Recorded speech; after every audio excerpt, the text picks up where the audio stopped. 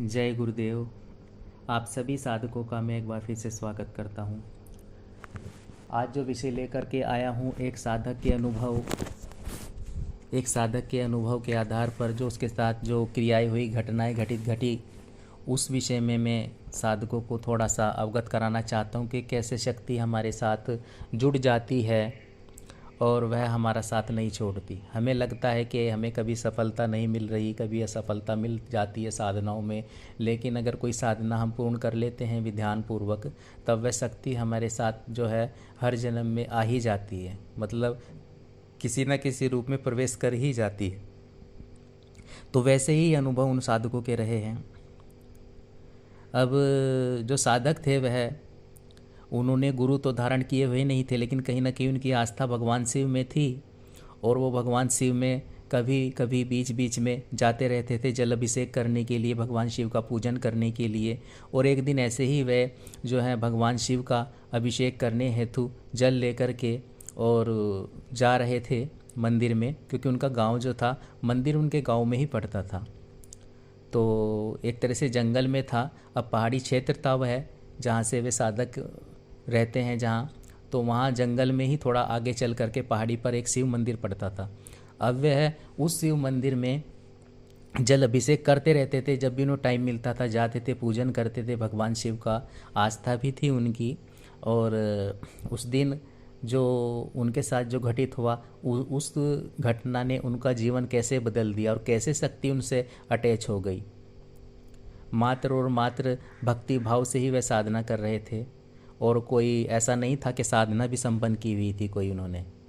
अब जो उनके साथ घटना घटित हुई कि वह जल अभिषेक करने के लिए मंदिर में पहुंच गए, और जब पहुंचे मंदिर में वह जल शिवलिंग पर चढ़ा ही रहे थे, और तभी उनके मन में ख्याल आता है कि अगर बेलपत्र होते और कुछ पुष्प होते तो और अच्छा होता, क्योंकि मात्र जल ही था उनके पास में और व्यवस्था हो नहीं पाई थी बेलपत्र और पुष्पों की, क्योंकि जो बेल का पेड़ था वो मंदिर से कम 3 से 4 किलोमीटर दूर पड़ता था और उसकी व्यवस्था पहले ही करनी पड़ती थी।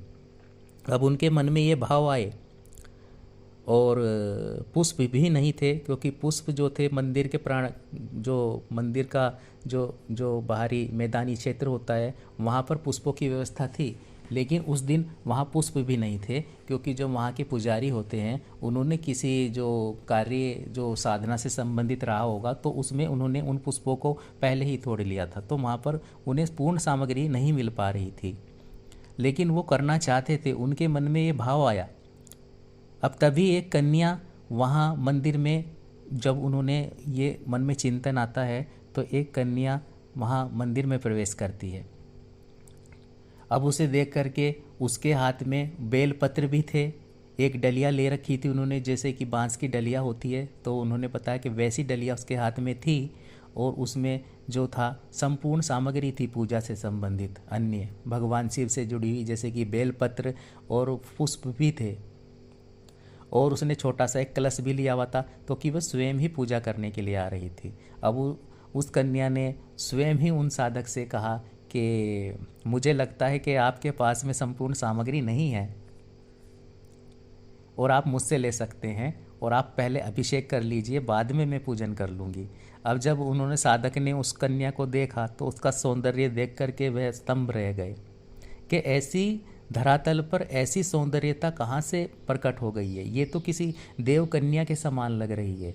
चेहरे पर एक ऐसा तेज, एक ऐसा निखार, एक ऐसा तेज, लंबे लंबे खुले हुए उसके केश थे, और उसने एक सफ़ेद कलर की जो है, वाइट कलर की एक जो है साड़ी कह लीजिए, वह लपेटी हुई थी, वह थी उसमें, और कलाइयों में उसने पुष्पों की मालाएं बांधी हुई थी वाइट कलर के, जैसा उन्होंने बताया।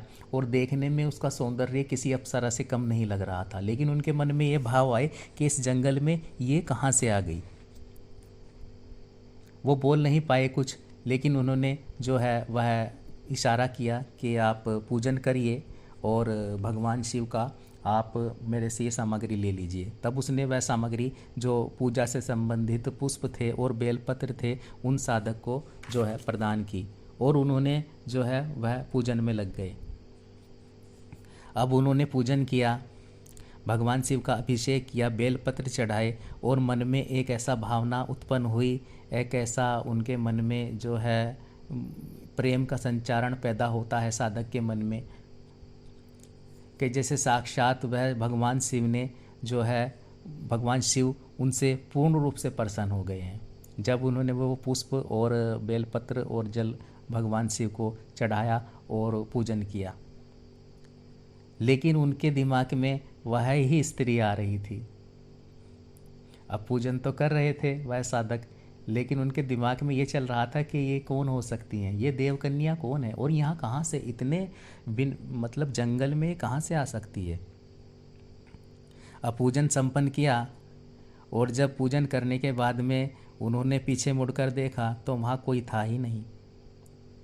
वह कहाँ चली गई। मन व्याकुल हो गया, मन उन साधक का व्याकुल हो गया कि वह कौन हो सकती है,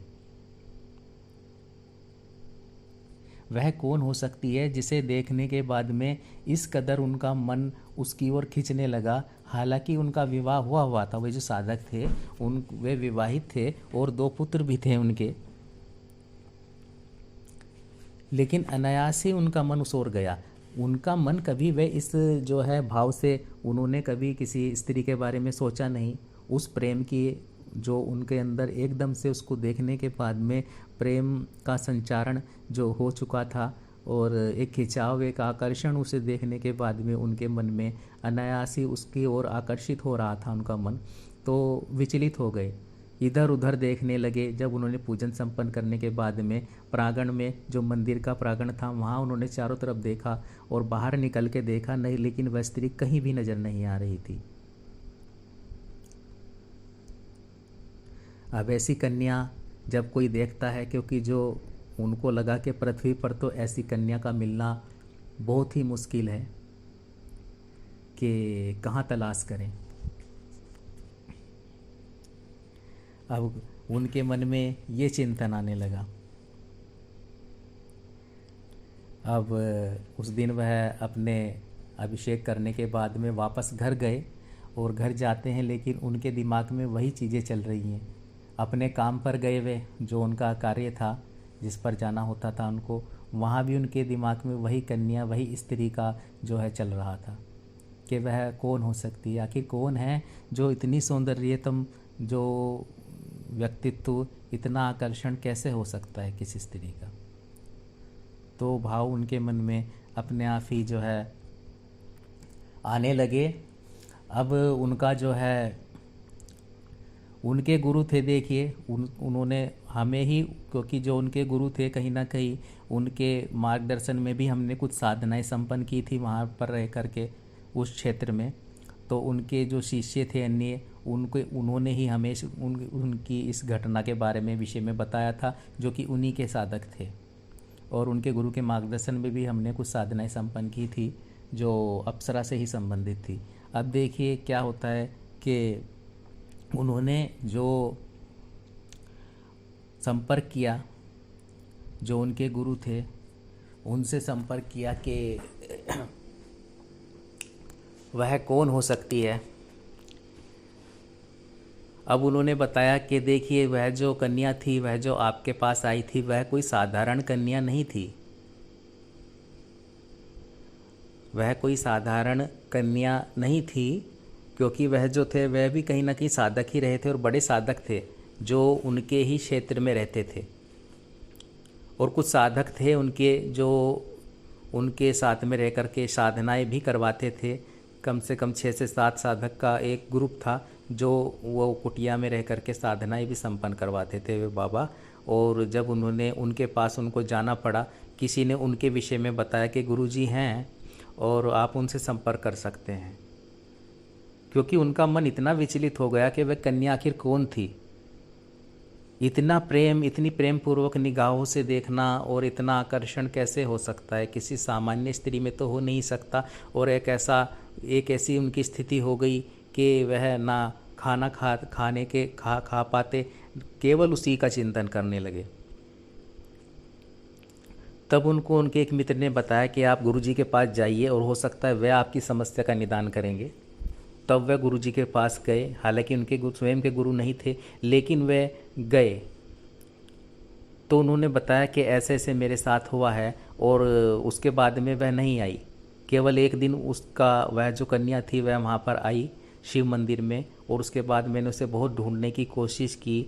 पहाड़ी क्षेत्र में भी मैं ऊपर भी गया, लेकिन उसका कोई पता नहीं चला वह कहाँ से आई थी। गुरुदेव, वह कौन थी? आखिर वह कौन हो सकती है? जबकि मेरा मन ऐसा नहीं है, मैं किसी भी स्त्री से इतनी आसानी से कनेक्ट होता नहीं हूँ, और एक मैं गृहस्थ व्यक्ति हूँ और केवल अपनी फैमिली में ही रहता हूँ, और कोई मेरा ध्यान इधर उधर भटकता नहीं है। हाँ, भगवान शिव मेरे इष्ट हैं, और वो मैंने धारण किए हुए हैं कहीं ना कहीं। केवल भक्ति मार्ग पर ही हूँ, और मैंने कोई साधना भी नहीं की है। तब उनके गुरु ने जब वह देखा और उनको बताया कि वह जो आपको मिली थी वह कोई साधारण कन्या नहीं थी, वह साधारण कन्या नहीं थी, वह यक्षिणी थी। हाँ, वही यक्षिणी जिसकी तुमने साधना संपन्न की थी पूर्व जन्म में, जिससे कि तुमने साधना संपन्न की थी, वही वह यक्षिणी थी जो कहीं ना कहीं आपसे जुड़ी थी, और आपने उसकी साधना प्रेमिका रूप में संपन्न की थी। अब गुरुदेव की बातें सुन कर के मेरे मन में हजारों विचार एक साथ जो है चलने लगे। जो वह साधक था उसके मन में वह विचारों का एक पर्सनों का जानने का अभिलाषा पैदा हो गई कि आखिर यक्षिणी की अगर साधना की थी तो वो पहले क्यों नहीं मुझे मिली। अब उनके गुरु ने बताया कि आपको एक देखिए टाइम होता है जब आप कोई यक्षिणी अप्सरा करते हैं, तब अगर आप कर लेते हैं एक बार उस साधना को तो वह जुड़ती भी है, और वो कभी ना कभी प्रत्यक्ष भी हो जाती है सामने, और किस रूप में आ जाए कब आ जाए ये हम कह नहीं सकते। तो वैसे ही उस साधक के जीवन में वह यक्षिणी आती है और प्रत्यक्ष रूप से आ जाती है। अब जैसे मंदिर में वह यक्षिणी आई, सामग्री उसने उस साधक को दे दी। जब उसका साधक का मन इतना व्याकुल हो उठा, विचलित हो उठा कि भगवान शिव को अगर बेलपत्र होते, पुष्प होता तो कितना अच्छा होता, मैं कितने अच्छे तरीके से यहाँ पर कर पाता, लेकिन आज मुझे प्राप्त नहीं हो पाए। लेकिन तभी वह यक्षिणी वहाँ पर आ गई। तो शक्तियाँ ऐसे प्रत्यक्ष हो जाती हैं, लेकिन हम उन्हें पहचान नहीं पाते। हालांकि वह कोई देवकन्या थी, यह तो मेरा दिमाग, उसका दिमाग जा रहा था साधक का कि ये कोई सामान्य स्त्री नहीं है, उसके सौंदर्यता को देखते हुए, क्योंकि ऐसी पृथ्वी पर होना संभव ही नहीं है।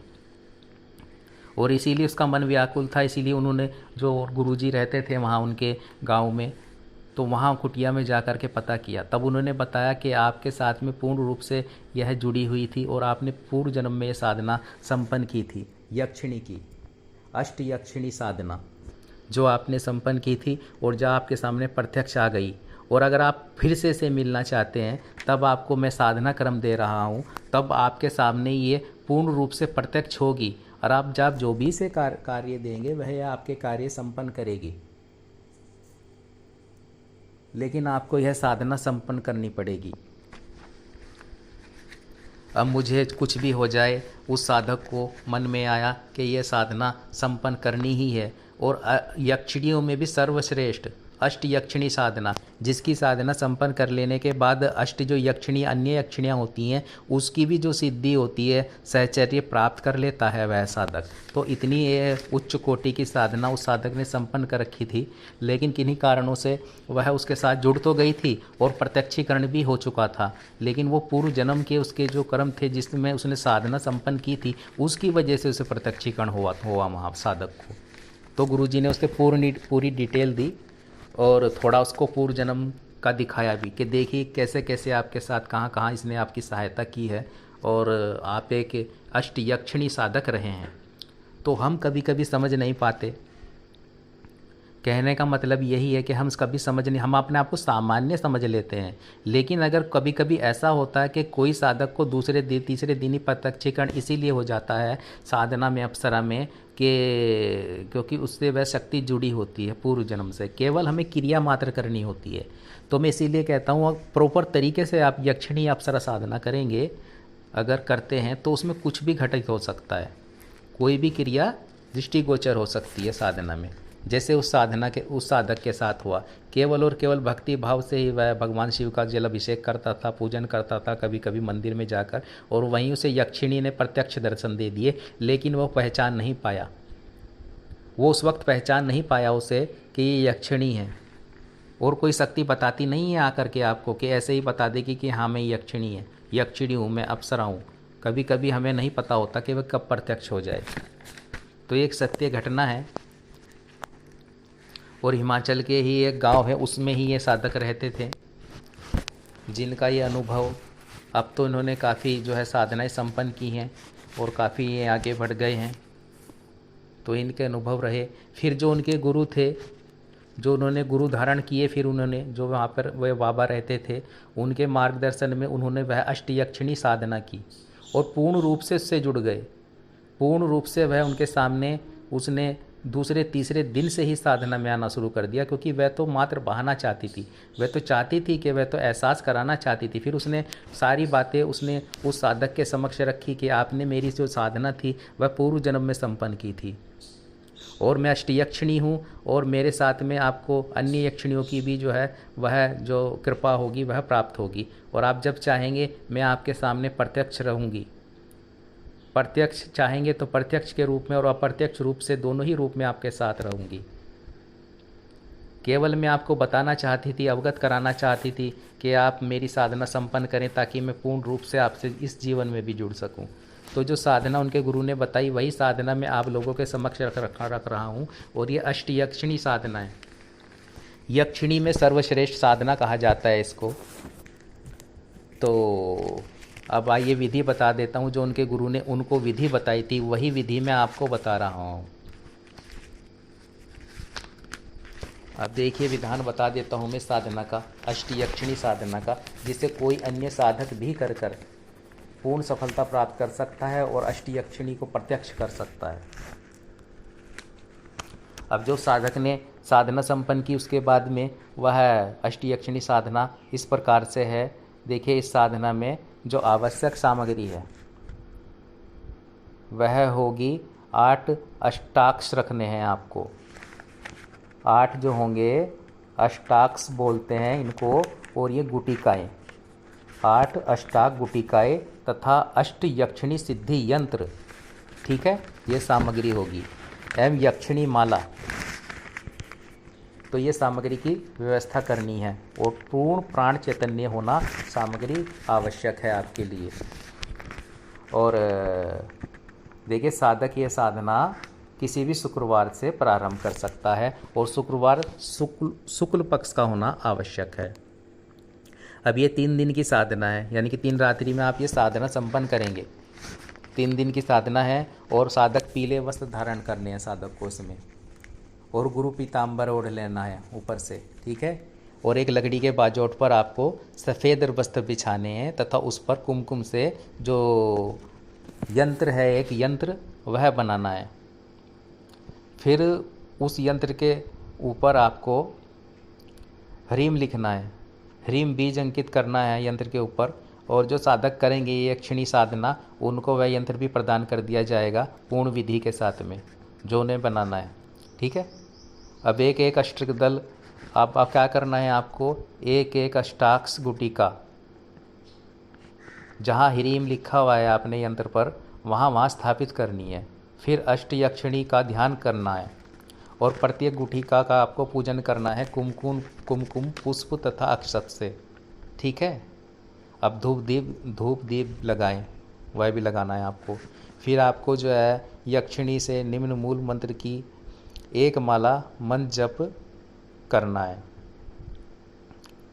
फिर कर्मानुसार दिए हुए 8 यक्षिणियों के मंत्रों की एक एक माला जप करनी है आपको, क्योंकि इसमें जो अन्य सखियां हैं यक्षिणी की, 8 अन्य यक्षिणियाँ, उनका भी आपको जो है मंत्र जप करना पड़ेगा। प्रत्येक यक्षिणी मंत्र में एक माला जप करने से पूर्व तथा बाद में मूल मंत्र की एक माला जप करनी है। उदाहरण के रूप में पहले मूल मंत्र की एक माला, ठीक है, मंत्र जप करना है। फिर सुर सुंदरी यक्षिणी मंत्र की एक माला मंत्र जप करना है। फिर मूल मंत्र की एक माला मंत्र जप करना है। फिर कर्मश प्रत्येक यक्षिणी से संबंधित मंत्र का जप करना है। ऐसा 3 दिन तक नित्य करना है आपको। और मूल अष्टयक्षिणी मंत्र है वह है इस प्रकार है, ओम एम श्रीम अष्टयक्षिणी सिद्धि देही नमः। ठीक है, इसका करना है आपको एक माला मंत्र जप। उसके बाद में सुर सुंदरी मंत्र जप करना है आपको, और वह मंत्र है ओम ह्रीम आगच्छ सुर सुंदरी स्वाहा। ठीक है, अब आप मनोहारिणी का मंत्र जप करना है एक माला, ओम ह्रीम आगच्छ आगच्छ मनोहारिणी स्वाहा। ठीक है, अब आपको कनकावती मंत्र जप करना है जो यक्षिणी है उसका मंत्र है ओम ह्रीम हुम रक्ष कर्मणि आगच्छ कनकावती स्वाहा। ठीक है, और अब आप कामेश्वरी का मंत्र जप करेंगे एक माला, वह होगी ओम क्रीम कामेश्वरी वश्य प्रियाय क्रीम ओम। ठीक है, और अब ले लेते हैं रति प्रिया का, वह मंत्र जप करना है ओम ह्रीम आगच्छ आगच्छ रति प्रियाय स्वाहा। अब आप पद्मनी मंत्र पर आ जाइए, यह यक्षिणी पद्मनी है और इसकी एक माला मंत्र जप करना है ओम ह्रीम आगच्छ आगच्छ पद्मनी स्वाहा। ठीक है, अब नटी यक्षिणी मंत्र जप करना है एक माला आपको, और वह इस प्रकार से है ओम ह्रीम आगच्छ आगच्छ नटी स्वाहा। अब अनुरागिणी मंत्र जप करना है, यह अनुरागिणी यक्षिणी होती है, इसकी एक माला मंत्र जप करेंगे ओम ह्रीम अनुरागिणी आगच्छ आगच्छ स्वाहा।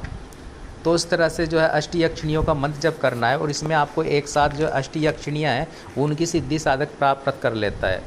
अष्टयक्षिणी के साथ साथ जो है अष्टयक्षिणियाँ जो होती हैं वो समस्त साधक के साथ जुड़ जाती हैं, और उनकी जब साधक सिद्धि प्राप्त कर लेगा तो जीवन कैसे बदल जाएगा उसका आप सोच सकते हैं कि कितनी श्रेष्ठ साधना है जो उनके गुरु ने साधक के उन्हें प्रदान की साधक को। अब देखिए क्या करना है कि मंत्र जब समाप्ति पर साधक साधना कक्ष में ही सोए। ठीक है, और अगले दिन पुनः इसी प्रकार से साधना संपन्न करे। 3 दिन तक ऐसे ही करनी है आपको, और तीसरे दिन साधना सामग्री को जब पूर्ण हो जाए आपकी साधना, तो जिस वस्त्र पर यंत्र बनाया है आपने वह जो यंत्र होगा, जो साधक संपन्न करना चाहेंगे साधना, उनको वह यंत्र भी प्रदान कर दिया जाएगा, भेज दिया जाएगा विधि द्वारा, और उसी में बांधकर नदी में प्रवाहित कर देना है आपको ये समस्त सामग्री। तो इस तरह से आपको अष्टयक्षिणी साधना सिद्ध हो जाती है। और फिर इस प्रकार से ही जो वह साधक थे उनको जो गुरु की बताई हुई मार्गदर्शन में उन्होंने ये साधना अष्टयक्षिणी संपन्न की, और प्रत्यक्ष कर लिया उन्होंने उस यक्षिणी को जो उन्हें मंदिर में मिली थी और जिसने उनकी सहायता की थी, और समस्त भेद खोल दिए उनने पूर्व जन्म से संबंधित उन साधक के, और उसे पता चला कि कितना गहरा रिश्ता था उस यक्षिणी के साथ उस साधक का। कैसे वे विचलित हो गया उसको देखने के बाद में, कैसे उसको लगा कि ये कितना अपनापन इस यक्षिणी में, इस सामान्य स्त्री में जो है वह आ गई है, उसमें महसूस हो रहा है एक जुड़ाव, एक अटैचमेंट। लेकिन वह तो उनके, क्योंकि वह सब यक्षिणी ही करवाना चाहती थी, क्योंकि कभी कभी चीज़ें तो मात्र हो जाती हैं कि वे माध्यम बन जाती हैं। वहाँ गुरु का मिलना, वो साधक का मिलना जिसने उनको गुरु की प्राप्ति करवा दी उन साधक को, और वह मंदिर में जाना, भगवान शिव ने उस यक्षिणी से उन्हें मिला दिया, और ये वह यक्षिणी उनके जीवन में आ गई, और कैसे उनका जीवन फिर बदल गया वहाँ से। और एक ऐसे गुरु की प्राप्ति करवा दी उस यक्षिणी ने उनको, जो उसने अष्टयक्षिणी जैसी एक दुर्लभ साधना उस साधक को दे दी, और उस तरह से उसने वह यक्षिणी को प्रत्यक्ष किया, और साथ साथ जो उसकी सहचर्या थी अष्टयक्षिणियों की साधना उसने संपन्न कर ली, और प्रत्यक्षीकरण हो गया, उसको पूर्ण रूप से उसके साथ जुड़ गई। और आज भी उस साधक के साथ वह यक्षिणी उनका मार्गदर्शन करती है। आज भी वह साधक बहुत ही, अब तो वह एक तरह से आगे पहुंच गए हैं साधना के क्षेत्र में भी, और जीवन के भौतिक जीवन से जुड़े क्षेत्र में भी उन्होंने बहुत आगे पूर्णता प्राप्त कर ली है। तो ऐसे वह, हालांकि उनसे अब मेरा संपर्क नहीं है, पहले था, लेकिन जब वो मुझे कोई साधना करनी पड़ी, अप्सरा से ही संबंधित कोई साधना थी, जब उनके गुरु में के पास रह कर के मैंने वह साधना संपन्न की थी, तब ये पूर्ण जानकारी जो है मुझे प्राप्त हो सकी। और वहीं से मुझे ये विधि प्राप्त हुई, जो मैं विधि वह अष्टयक्षिणी साधना की दुर्लभ विधि साधकों को दे रहा हूँ। तो ये साधना थोड़ा ये भी बताना चाहता हूँ कि तीक्ष्ण साधना होती है यक्षिणी, यह यक्षिणी बहुत ही तीव्र होती हैं। तो जब करें मार्गदर्शन में करें और पूर्ण विधि विधान से करें, वैसे ना करें यक्षिणी साधना को, लेकिन हर तरह से पूर्ण होती है। चाहे सौंदर्यता की दृष्टि से हो एक यक्षिणी, चाहे कार्य करने की क्षमता हो, हर तरह से वह साधक का जो है सहयोग प्रदान करती है साधक साधिका को और एक मार्ग दे देती है। तो ऐसे साधनाएं हमारे जीवन में दृष्टिगोचर हो जाती हैं, जो हमारे पूर्व जन्म से जुड़ी होती हैं। जैसे इन साधक को यक्षिणी ने प्रत्यक्ष दर्शन दे दिए और एक मार्ग भी खुद ही दे दिया कि वहाँ गुरु मिलेंगे, वहाँ से जोड़ दिया और वहाँ उन्होंने विधि भी बता दी, प्रत्यक्षीकरण भी हो गया। और ऐसे इन्होंने प्रत्यक्षीकरण करते हुए फिर से ये उस यक्षिणी से जुड़ गए। हम चाहें या ना चाहें, कभी कभी शक्ति चाहती है, चाहे हम पूजन करें या ना करें, कभी कभी वे शक्ति अगर आपने साधना कोई संपन्न कर ली है तो वो जीवन में तो आनी ही आनी है आपके। तो ये चीज़ें होती हैं। तब हम कहते हैं कि हम मेहनत नहीं कर रहे हैं तो प्रत्यक्षीकरण नहीं हो रहा है कभी कभी इस जीवन में। और कभी कभी किसी साधक को कोई नया ही साधक आएगा और वो एक या दो बार करेगा तभी उसे प्रत्यक्षीकरण हो जाएगा। लेकिन अगर उसे जुड़ी है कोई शक्ति तभी ऐसा होगा, वरना ये चीज़ नहीं हो पाती है। जैसे उन साधक से यक्षिणी अष्टयक्षिणी जो थी वह उन्हें सिद्ध थी पूर्व जन्म में, तो वैसी ये क्रियाएं होती हैं। तो कब क्या हो जाए, ये साधनात्मक क्षेत्र है जीवन का, तो इसमें कुछ भी घटना घटित हो सकती है, दृष्टिगोचर हो सकती है। तो ये एक मैं जो है उस साधक के अनुभव लेकर के इसलिए मुझे आना पड़ा।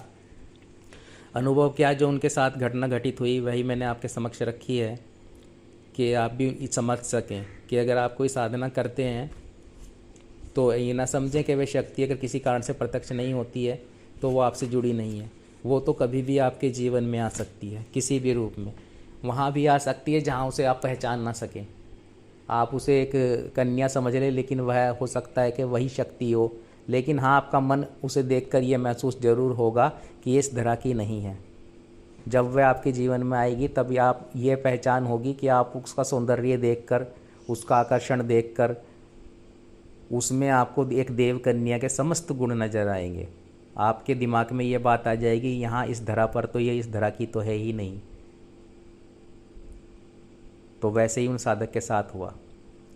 तो उम्मीद करता हूँ कि आपके जीवन में भी वह यक्षिणी आए, वह अवसर आए जो आपने की हुई है और एक सही समय पर आए। इसलिए कहीं ना कहीं आप अटैच रहें किसी भी शक्ति से। जैसे वह साधक भगवान शिव से अटैच था, चाहे उन्होंने मंत्र जप नहीं किया था, लेकिन भक्ति थी, भाव था। भगवान शिव दिल में धारण किए हुए थे, मन में धारण किए हुए थे और भक्ति भाव से उनका पूजन करता था और वहाँ उसे यक्षिणी की प्राप्ति हो गई जो पूर्व जन्म से जुड़ी थी। तो वैसा ही आप चिंतन रखें, वैसे ही आप भाव रखें। तो वीडियो थोड़ा ज़्यादा ही लंबा बन गया है और उम्मीद है कि आप मेरी बातों को समझे होंगे। जय गुरुदेव, जय निखिलेश्वर जी महाराज की जय हो।